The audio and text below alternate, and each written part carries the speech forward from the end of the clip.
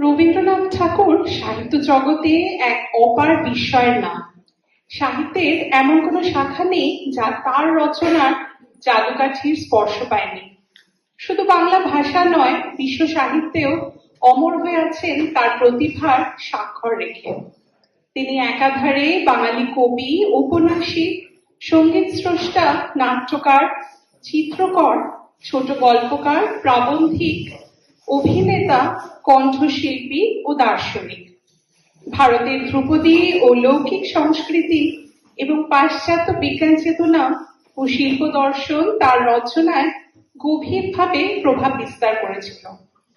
রবীন্দ্রনাথের দর্শন চেতনায় ঈশ্বরের মূল হিসেবে মানব সংসারকেই নির্দিষ্ট করা হয়েছে। আর নোবেল লরিয়েট অমর্ত্য সেনের কথায় রবীন্দ্রনাথ একজন হিমালয় প্রতিম ব্যক্তিত্ব ও গভীরভাবে প্রাসঙ্গিক ও বহুমাত্রিক সমসাময়িক দার্শনিক।